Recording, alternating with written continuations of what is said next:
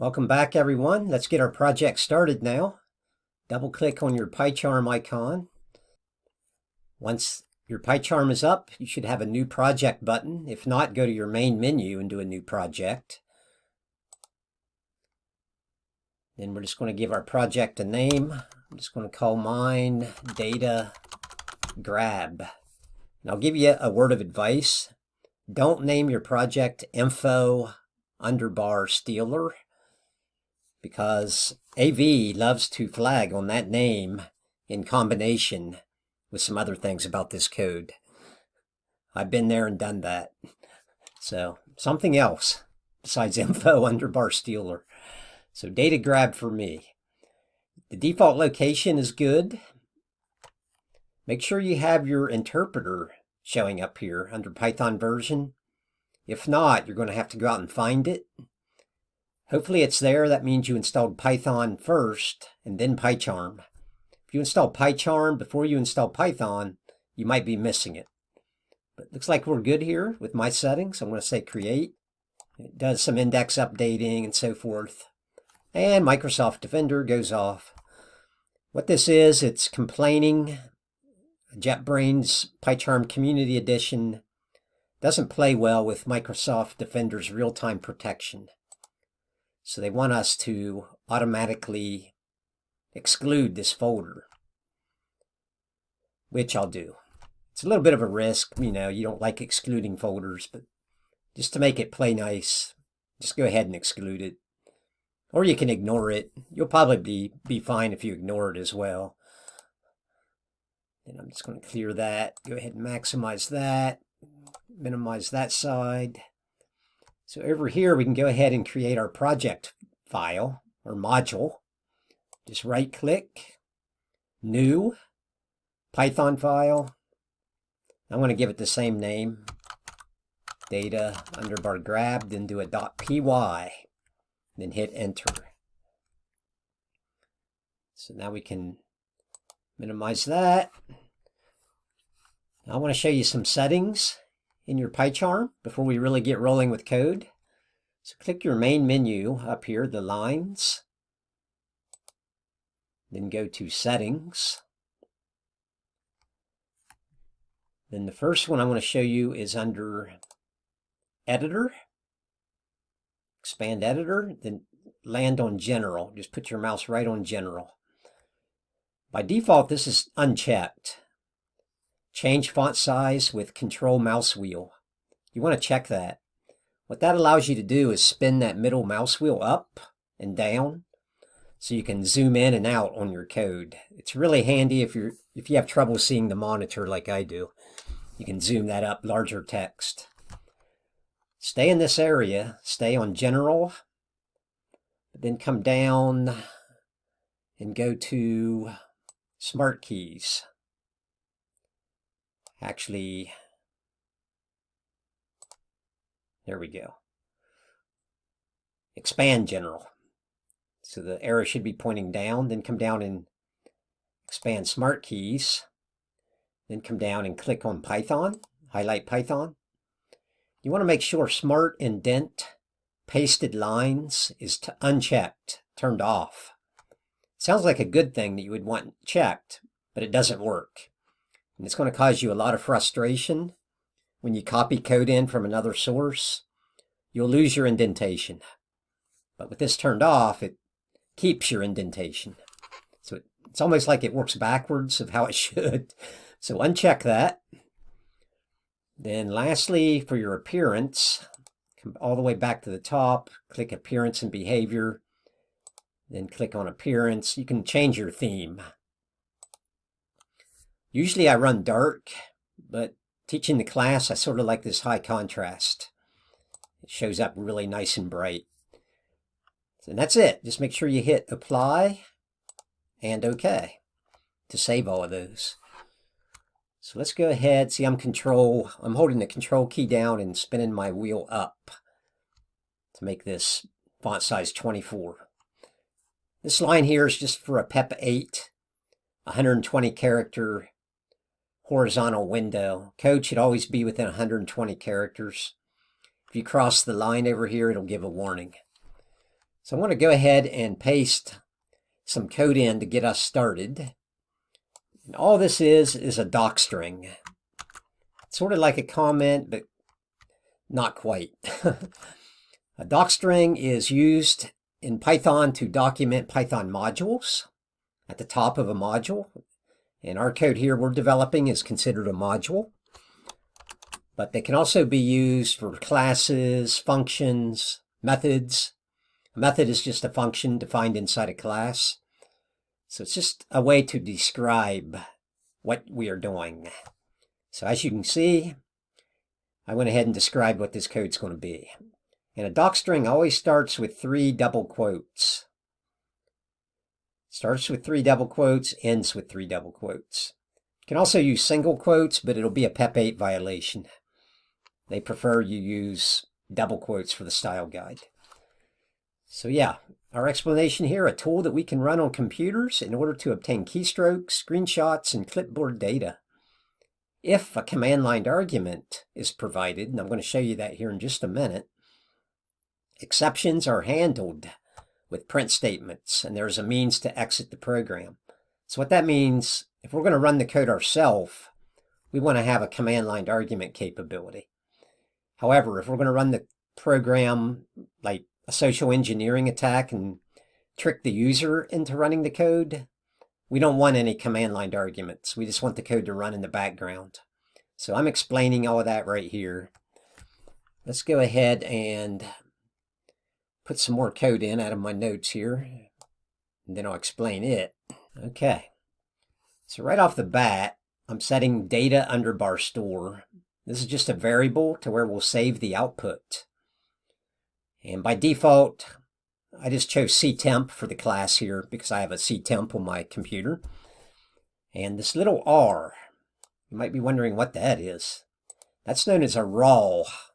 It's a way to define this string as raw, because normally, and raw just means treat everything in here as part of the string. Because normally in Python, this / character is an escape sequence.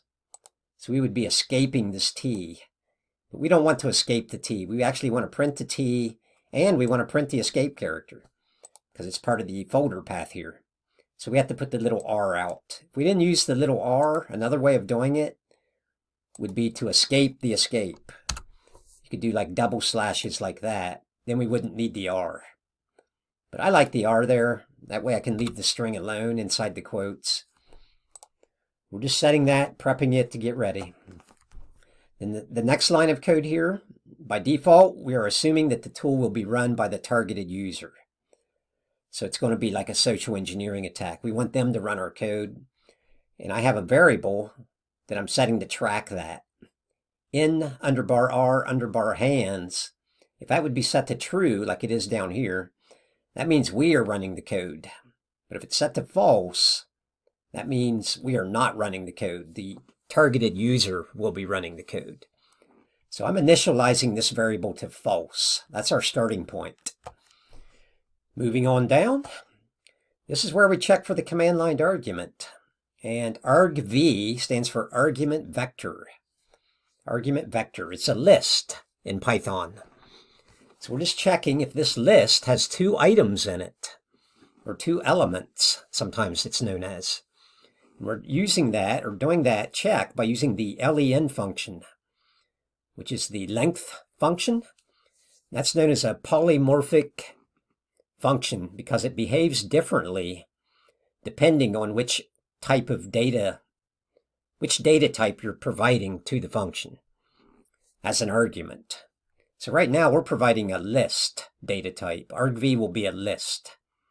A list is just a bunch of different data types, or all the same data type. It's compound data separated by commas. Like, let me just show you an example. I'll just define one here. Like x equals, and I put like square brackets, and I could maybe a, maybe an integer number, maybe b. We could go on and on. That would be a list in Python. But the length function behaves differently if it's a string that provided as an argument. Then it would count the number of characters. So it's polymorphic. So we're just counting if there's 2 items in our list, and I'll explain the list here. Right now, I have some documentation here. The argv list, we have to get that out of the sys module. The sys module, someone else coded for us. We don't have to code it. And it's built into Python. So to use that argv list, we have to import the sys module. So we can do that now, but I want to show you, you can index a list to get to the different items in a list. And argv of 0, the index of 0, is always the script name. So the program name is considered an argument. So argv of 1 would actually be the second argument. Because you always start counting with 0 with computers. So argv of 1 will be the argument that we supply to the program. But for the length, there's always going to be 2. Even though we only supply 1 argument, it's because the script name itself is considered an argument.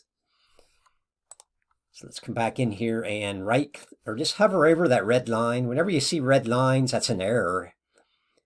But if you hover over it, you can see what it wants us to do. We just have to import the sys module in the argv list. So just click that, and it will take care of it. Notice it adds the import right up at the top of our code.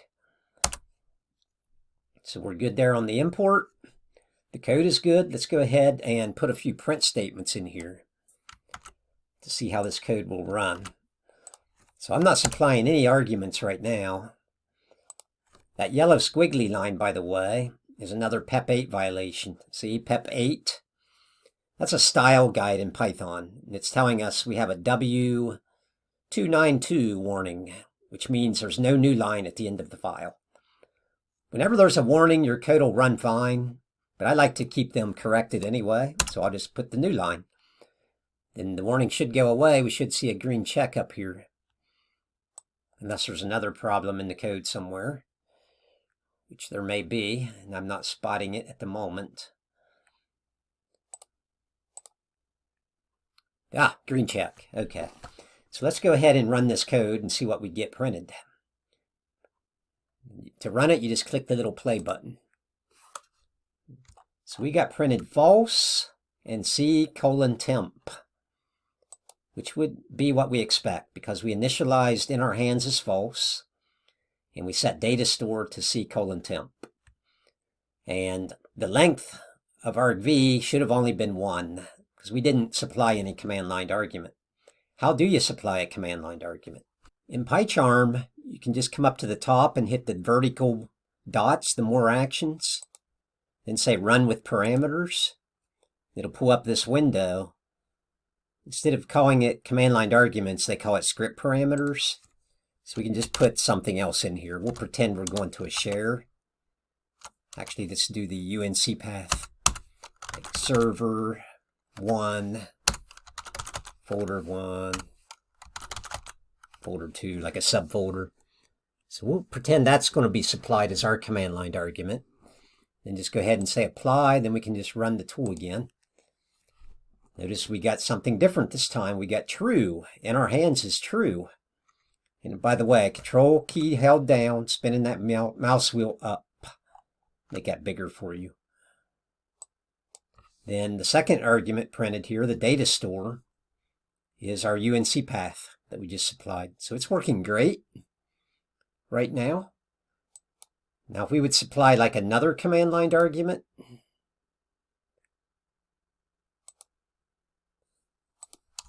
it's not going to work. We could change it to make it where it would work and just ignore any other arguments, but I like it how it is here. So I can say apply, run. See, it says false again. So it thinks we didn't supply any command line argument, which is fine. It's still going to run the code, but it's going to use whatever we had set as initialized for the data store. Besides, we're the only ones running our code. We should know how to use it, right? So let's go ahead and get rid of that before I forget it's in there. I'll just take all that out. Apply, okay. I want to go ahead and get rid of these print statements. So we'll be ready to go next time. Trying to think if there's anything else I can show you here. It looks good. I can print argument V just to show you what that looks like. That will be the V of 0. That will be the script name. So let's go ahead and run our code now. See, it prints the full path of our script name. There's actually a function called base name that would just pull the file name portion out. That function is in the OS module. I think the OS module, then the path submodule. But we don't need to use it in this program. I just wanted to mention that. Okay, I think we're good for the code here today.